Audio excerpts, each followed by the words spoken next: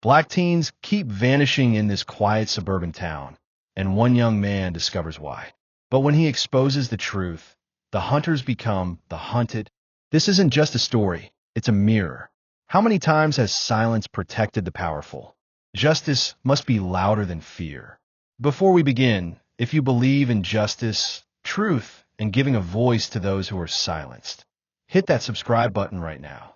Every story we tell keeps alive the fight for those who never got a chance to speak for themselves. Subscribe to Wealth and Wounds and join the family that refuses to stay quiet. In the small town of Rosewood Heights, a quiet suburb with neatly trimmed lawns and smiling faces, a storm was brewing beneath the surface.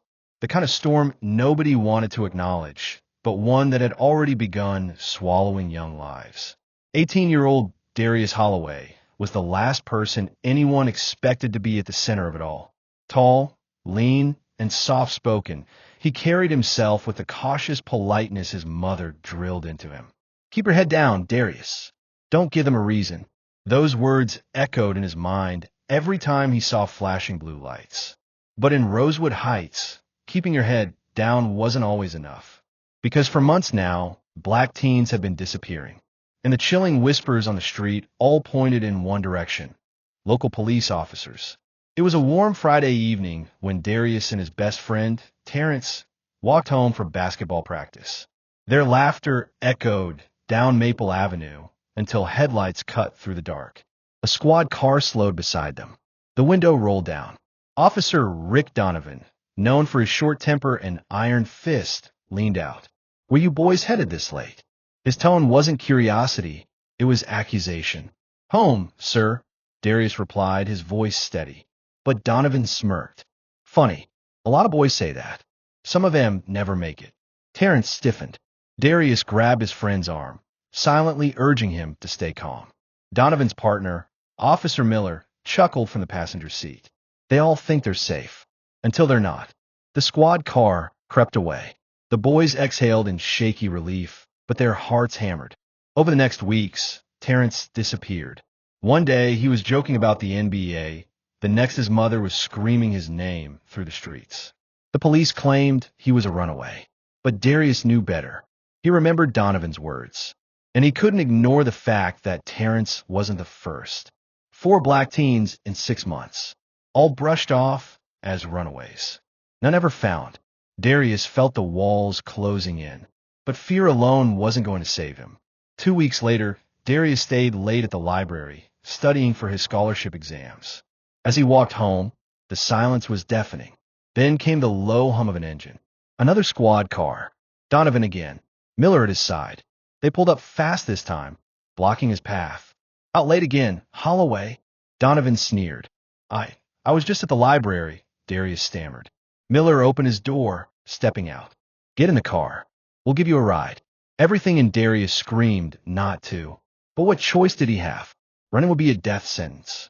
He stepped forward, then remembered his mother's voice. "Don't give them a reason."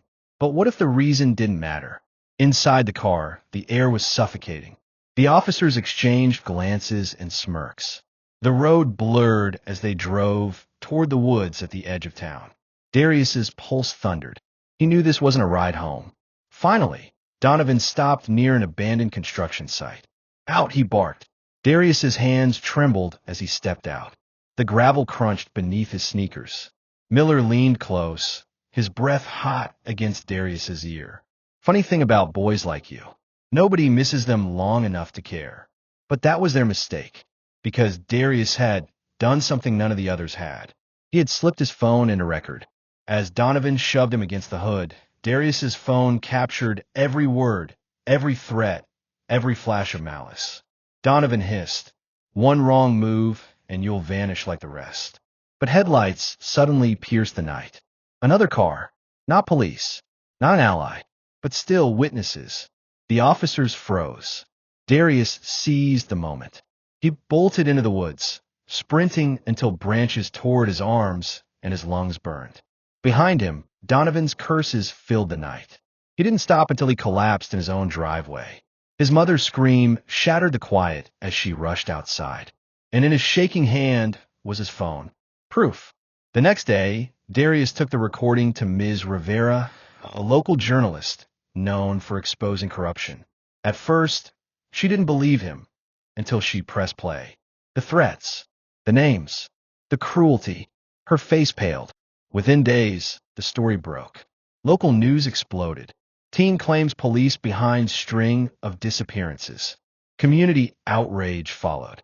Protests filled the streets. For the first time, Donovan and Miller weren't the hunters. They were the hunted. But justice isn't instant, and power doesn't fall without a fight. 2 nights later, a brick shattered Darius's window. A note tied to it read, "Drop it, or you'll be next." Fear gripped him, but something stronger burned now, anger. Because he realized something chilling. If they were threatening him, it meant the story was true. And that meant Terrence was gone.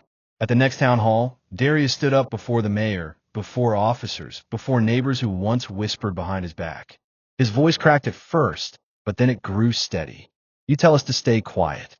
You tell us we're safe if we obey." But my friend obeyed, and he's gone. I obeyed, and you try to make me disappear too. But I'm still here, and you won't silence me. The crowd erupted. Chants of justice for Terrence. Justice for Darius shook the hall. For the first time, Donovan and Miller couldn't hide behind their badges. The tables had turned.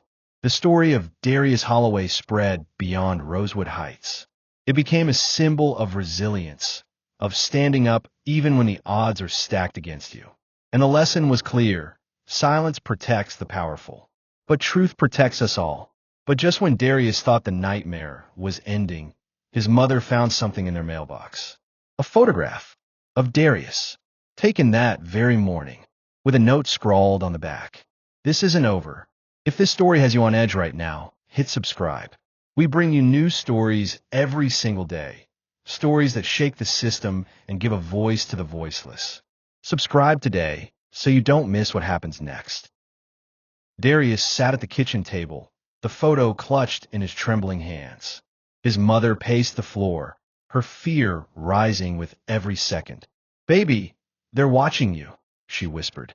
"If they know where you are every minute, what's stopping them from?" "Mom," Darius cut her off, though his voice quivered. "If I run now, they win. Terrence is gone because nobody stood up. I can't. I won't back down." But in his heart, he was terrified.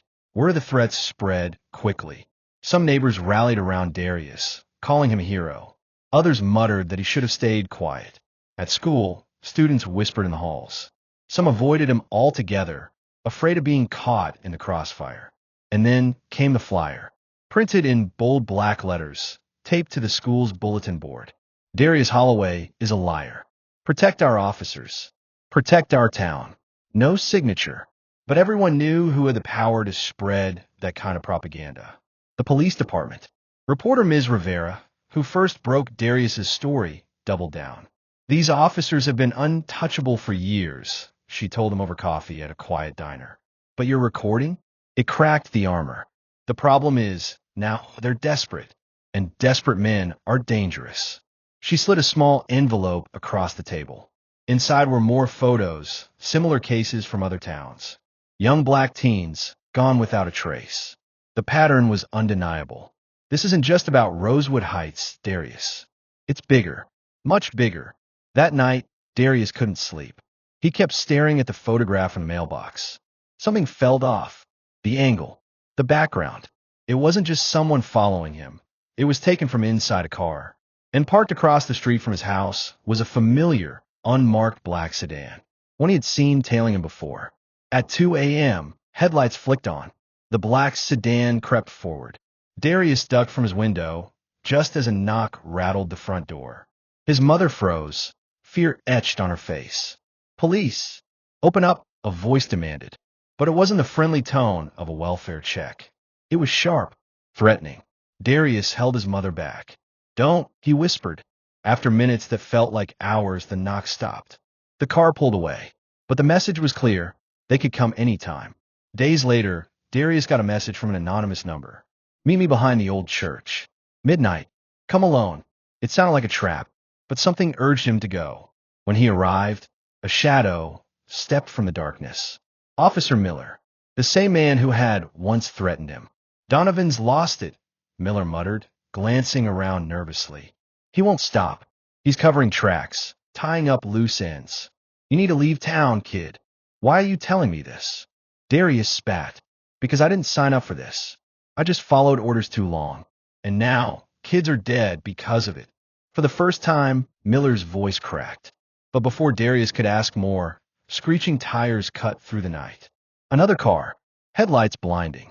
Miller shoved Darius. Run! Gunshots erupted. Darius sprinted through the graveyard behind the church, heart hammering, breath tearing his lungs apart. Behind him, bullets ripped through stone and wood. He dove behind a crumbling mausoleum, clutching his phone. By some miracle, he had hit record the moment Miller spoke. Every word, the confession, the warning, was saved. But when he peeked out, Miller was gone. Only blood on the pavement remained. Ms. Rivera wasted no time. The second recording hit the news within 24 hours. This time, it wasn't just threats. It was an officer's own words, admitting involvement. Rosewood Heights erupted. Protests grew.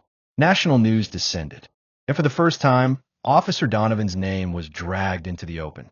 But with the exposure came escalation. Darius returned home one afternoon to find his house ransacked. Drawers pulled out, furniture overturned. Spray painted across the wall in jagged letters. Rats get exterminated. His mother broke down. We can't stay here, Darius. They'll kill you. But Darius clenched his fists. No. If I stop now, Terrence's death means nothing. Miller's blood means nothing. I'm finishing this. The next protest drew thousands. Darius stood at the front, microphone in hand, cameras rolling. Donovan thinks he can silence us. But every threat, every bullet, every missing life, it only makes us louder. The crowd roared. And that's when it happened. Through the sea of faces, Donovan appeared. No uniform this time. Just a man, seething, eyes locked on Darius. He pushed through the crowd, jaw clenched. For a moment, time froze. Darius's breath caught. And then, sirens. State troopers swarmed in, grabbing Donovan before he could reach the stage. The crowd erupted in cheers, chanting Darius's name. It felt like victory. But victory, Darius soon realized, was an illusion. That night, Darius received another envelope. Inside were photographs again. But these weren't of him. They were of his little sister, Amara, walking to school, sitting in class, laughing with friends. And the note this time read, You exposed Donovan, but you forgot. He wasn't working alone. If you're still here, family, you can feel how heavy this story just got. Don't miss what happens next. Subscribe today so you can be the first to know how far this goes and how far Darius is willing to fight. What do you think Darius should do now that his family is being targeted? Drop your thoughts in the comments. Like this video if you believe truth must always win. Share it with someone who needs to hear it. And don't forget, subscribe to Wealth and Wounds for part 2 of this chilling story. He thought exposing one dirty cop would end the nightmare. But the deeper he digs, the darker it gets. And now, the ones he loves most are in the crosshairs.